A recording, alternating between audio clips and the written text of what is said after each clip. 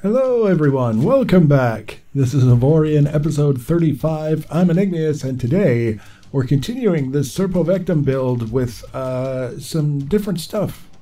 Some of the same stuff from the last episode, but I came up with an idea and I wanted to kind of give it a shot and see how it might fit with the design overall. Before we get to that, however, I had to finish off this particular section of the ship. This is the ellipse profile that we did in the very first episode, and essentially I wanted to go around and fill it in with the necessary geometry so that it takes the full shape that it's going to take, so that I can use that as a reference for some of the other stuff that I have in mind. I can't really move forward with the other plans until I see exactly what this is going to look like with all the bits and pieces filled in, at least for the exterior of it.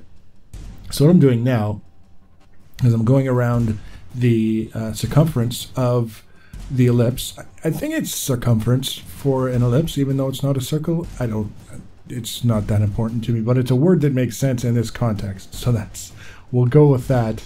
I'm basically grouping together everything that is larger than the cube that we're using as our base unit of measure for this entire build. And the whole idea behind doing that is it makes it much easier to fill in all of these little profiles when the shape that we need is already basically taken care of. We just have to attach it, make sure it's long enough. Bob's your uncle.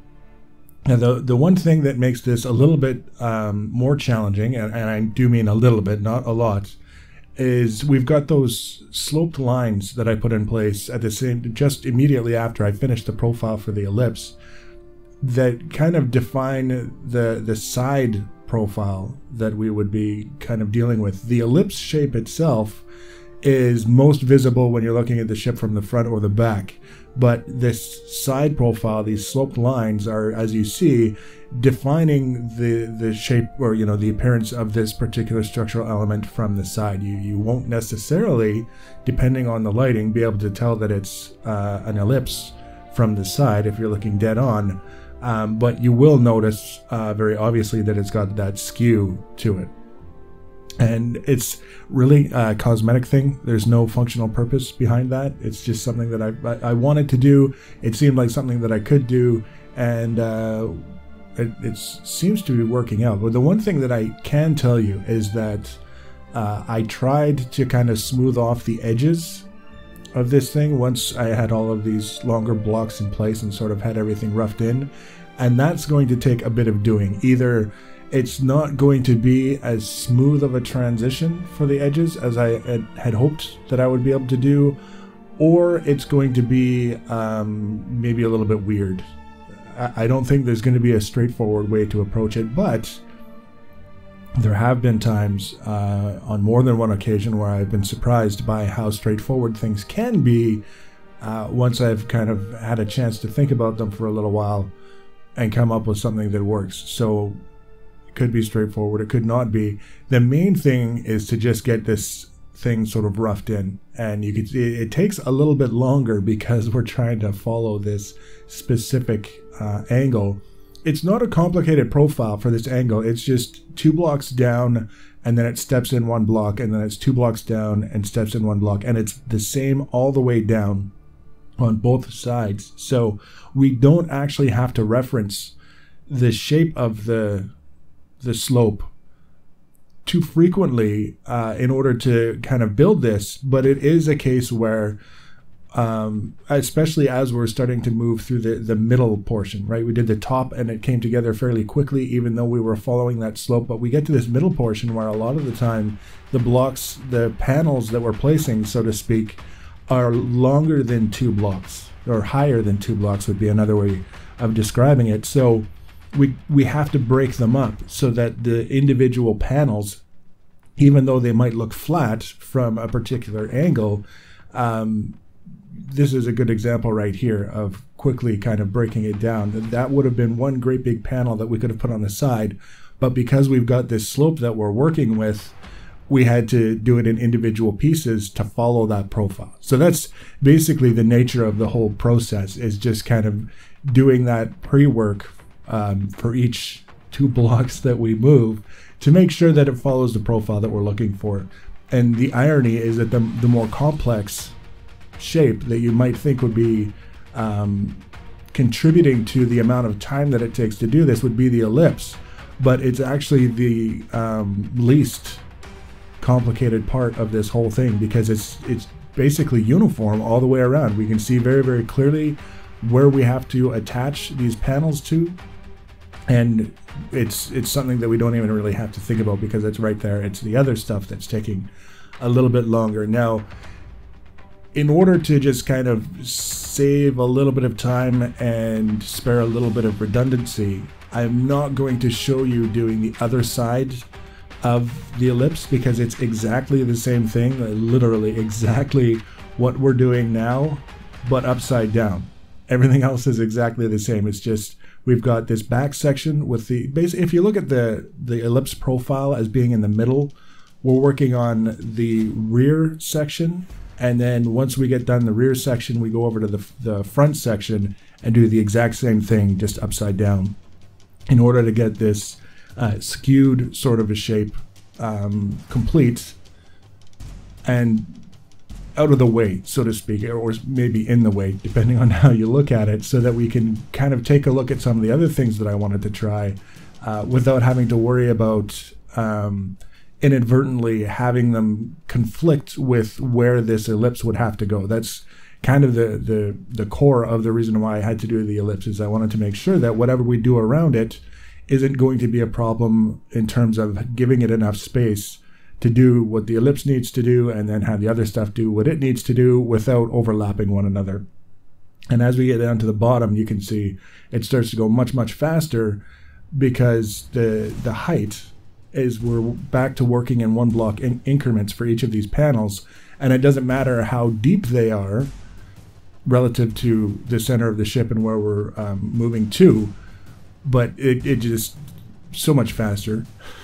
I wish the whole thing could have been like that, but I can't blame anyone but myself. But now you can see what it looks like after we've done that front half. Like I say, I didn't show you that because there was not much to show, but now that it's done, we're basically going over it with our sloped blocks and giving it that refined finished appearance, filling in all of the little 90-degree gaps, so to speak. The pixel art version is being shoved aside in favor of the slightly more refined sloped version that's got weird reflections on it from the planet in the distance.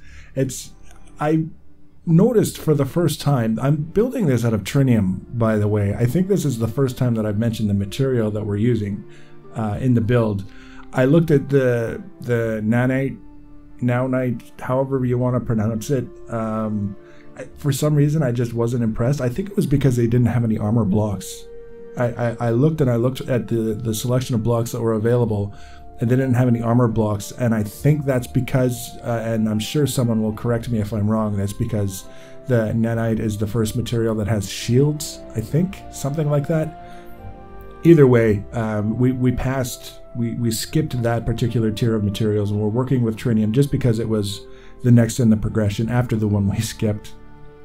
And looking at it here, building with it, it's got that pink color that everything that we've been building tends to have, and that's because of the color of the system that we're in is reflecting off the ship. But if we aren't in build mode, we tend to get a slightly different representation of the ship, and it could just be the view that I think actually it was the view that I was looking at for the ship information menu, where it has a little model of your ship that spins around, and you can see the actual color of the materials, which in this case is kind of a bluish, but because we're in this system where things are pink and the light reflecting off everything is pink, that's the color of our ship is pink, whether we want it to be or not. It'll be changed when I paint it, but it'll still have a pinkish hue from the reflections. You see, we've got the ellipse is basically on the exterior is done. We don't have to worry about that anymore. We know exactly where it's going to be. Anything that we do to modify it, there will be some modifications before it's done, but it's roughed into the point now where I can start looking at other things and building other things and know that we're not going to have that problem of collisions with different things trying to occupy the same space at the same time. So now I'm doing similar to what I did at the front of the ship. If you remember the second episode, last episode, we did a little bit of a thing on the side of the forward hull and filled it in so that it looked kind of flat relative to everything else. And that was purely cosmetic. But in this case, I'm doing essentially the same thing by having this curved section extend out of the profile that we had for the side of the ship. And then we'll have another one going on the underside. And this is actually marking out where an additional structural member will attach to the ship. So it's not just a cosmetic thing. We're not actually going to be filling it in with blocks the way we did with the one on the front, but this is giving us an indication of where we will be connecting the structural member of the part that I had an idea for.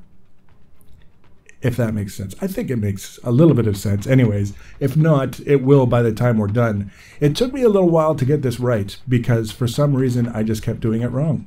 That's basically the easiest way to describe it, is that we didn't do it right because we did it wrong. In this case, following the profile and duplicating the profile on the underside to match it, the one that we did just above it, literally, we could see it on the screen the whole damn time, and I'm still doing it wrong and not duplicating the profile properly, but it's not large enough that it takes an enormous amount of time to make the necessary corrections. It's just one of those things where as I'm doing it, I'm thinking to myself, like, maybe I should take a break. Maybe this isn't a good time to be doing this because it's not necessarily working the way that I might like it to. We did get it done. It's taken care of. It's another thing. And because of the handy dandy mirror feature, we don't have to worry about making twice as many mistakes trying to duplicate it on the other side. So now we're removing this central part. This was the part of the initial profile we did for the top-down main hull section. And the reason why I removed it is simply because it's no longer necessary. We've duplicated that profile above and below where it was, and now I would prefer that this just be kind of open so that the parts that we add on to it don't get confused with all kinds of things that we left behind on our way to building things out. So now we can basically take a look at this idea that I had, which is kind of like wings almost. They have the appearance somewhat of wings. Another really apt comparison would be the shape of like a Cylon Raider from the reboot TV series. The way they've got sort of those almost like mandibles, the sweeping sort of things that come around. They define the outer edge of the hull, and then they kind of come around to the front, and then there's an opening, and then there's the central part that sticks out.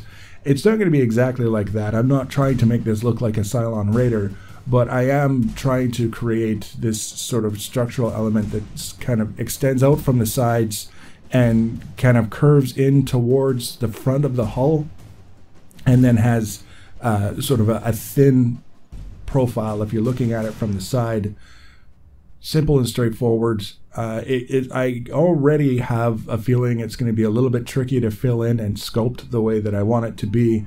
That's going to be the case, I think, with the majority of the ship. And I've decided specifically not to make this ship as large as the last one, just because the challenge and the time for this build is going to come from making all of these different shapes and curves work together as we fill them out into 3D things and not just simply lines and flat panels everywhere. Ultimately, the benefit of this, aside from just simply cosmetics, is that this is another structural element where I can put things like directional thrusters that are farther away from the center of the ship than we would have been able to do if we had just left the hull the way that we had it laid out, with the central hull and then the ellipse around it, and that's it. So we're giving ourselves a little bit of extra room to get more benefit out of the directional thrusters, but at the same time, there's also the understanding that so far, if we're not careful, all we're really going to be getting out of directional thrusters and these kinds of structural elements is roll. And roll isn't, to me, I mean, it's useful. It's nice to have more from the sense of orienting your ship in a way that's convenient so that you can interpret what's going on around you in a way that makes sense. But I would prefer the maneuverability from pitch and yaw so that we can turn around faster. I mean, if the whole idea with propulsion is essentially to maybe have a good amount of braking thrust, but also be able to flip your ship around and hit the thrusters and basically slow yourself down with your propulsion thrusters, come to a stop, and then either lay off the thrusters or accelerate in the opposite direction, whatever you want to do. But roll doesn't really support us in doing that. It's pitch and yaw that make the difference in terms of how quickly you can turn around. So I need to keep that in mind when I'm looking at how we're going to build things to try and take advantage of those directional thrusters as best we can and get the most out of the ship that we can. So it's going to take a little while. One of the things that actually I started working on this profile, and again, this is all we're doing right now is we're just laying out the profile and tweaking it and adjusting it until we're happy with it. But I started doing it and I made a bunch of changes and I wasn't happy with the way it was going, so I pulled it apart. I removed the whole thing and started over, just talking about this wing sort of thing here. And then I started over and I was kind of, I was feeling pretty good about where it was going. I was about to the point where we are here and I realized I hadn't started recording. So I had to take the whole thing apart again and start recording and build it again, which is, I mean, we're basically freehand at this point. There's not a whole lot that you can do to make producing this kind of shape in game a whole lot easier without a lot of extra work. I mean, I suppose I could draw something in, insert your favorite paint program here and then superimpose it on a grid and then try and duplicate it in a similar fashion to what we do with circles and curves and things of that nature from our favorite voxel geometry website. But that to me almost becomes, it becomes a little bit of a chore, I feel. In this particular context, I think the benefit to doing something like that, drawing it out and then superimposing it on a grid, is that you can make mistakes faster so that you know that it's a mistake and you can correct it and you can iterate much faster than we can in this case, just because it's obviously it's nowhere near as intuitive as actually drawing. So I'm going to make some adjustments to this shape between now and the next episode, just kind of rework it until I'm really happy with it, and then the next episode we're going to continue on. We've got some more profiles to lay out. We've also got obviously a lot of things to fill in. I think I'm going to try and focus on filling in for a little while and leave the profiles just to kind of keep things moving forward a little bit. So if you want to be notified about the next and future episodes in this and other series, the easiest way to do that is to subscribe to my channel or follow me on social media. Links for social media are always in the information section below the video. Feel free to leave your comments and feedback. Thanks for watching, guys, and take care.